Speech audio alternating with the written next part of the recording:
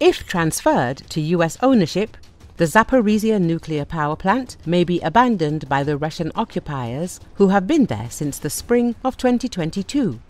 The Zaporizhzhia NPP may be vacated if it is transferred to the ownership of the United States, Reuters reports, citing its own sources in the Ukrainian industry. It is emphasized that US President Donald Trump's proposal for the US to take control of the Zaporizhzhia NPP could be an example of Washington testing out different ideas to see and analyze what can really work. It is also noted that the idea of the Americans controlling the Zaporizhzhia NPP puts pressure on the aggressor country, the Russian Federation. It is interesting that in the case of the American option of control over the Zaporizhzhia NPP, the liberation of additional territory may also follow, namely thousands of square kilometers of the Ukrainian territory that is currently controlled by the Russian armed forces. In case of control over the Zaporizhzhia NPP, the American side will also need a neighboring thermal power plant, which was also seized by the Russians in 2022.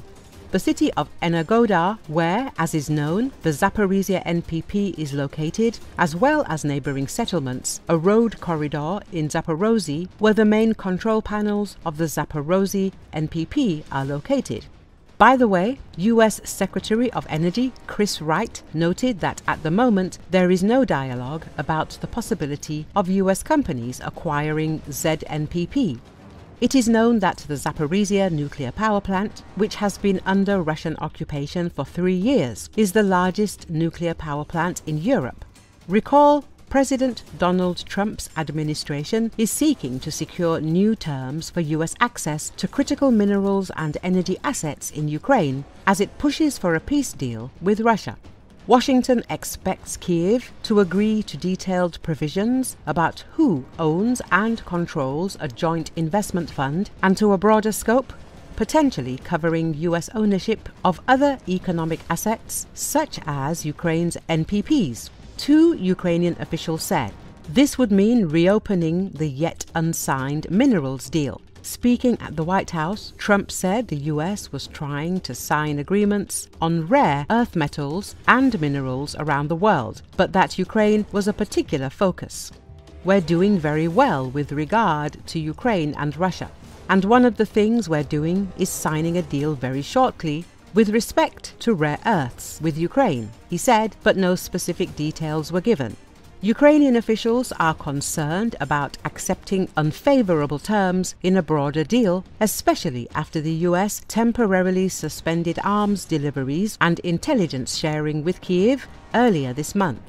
According to a readout of Trump's call with his Ukrainian counterpart, Volodymyr Zelensky, by Secretary of State Marco Rubio and National Security Advisor Mike Waltz, the leaders discussed Ukraine's electrical supply and nuclear power plants and that the United States could be very helpful in running those plants with its electricity and utility expertise.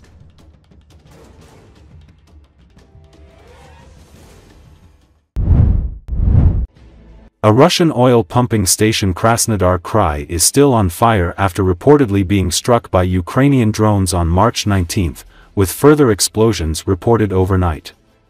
During the extinguishing process, due to depressurization of the burning tank, there was an explosion of oil products and release of burning oil, regional officials said. Ukrainian drones attacked the Kavkazskaya oil pumping station, damaging infrastructure and causing a fire, pro-Kremlin news outlet SHOT and regional authorities previously claimed. The attack reportedly damaged a pipeline connecting storage tanks, initially sparking a fire that covered an area of about 20 square meters. The fire now covers an area of 10,000 square meters and 2 firefighters have been injured while tackling the blaze.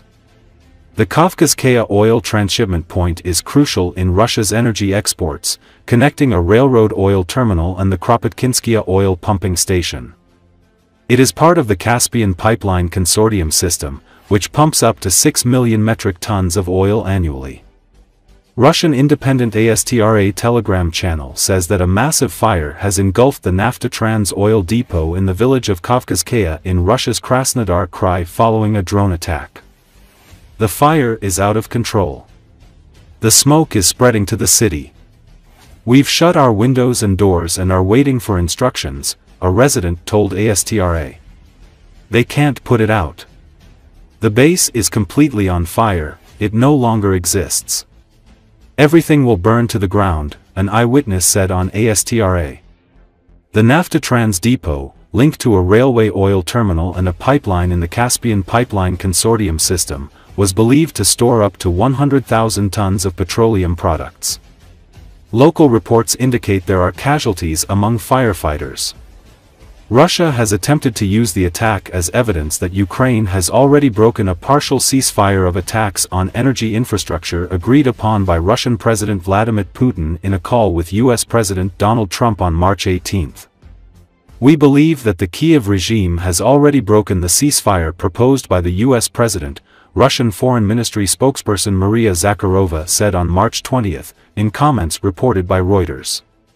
Now the question is, you will forgive me, how is Washington going to handle this terrorist scum gone mad? How are they going to put them in their place and get them on to something like the right track, she added.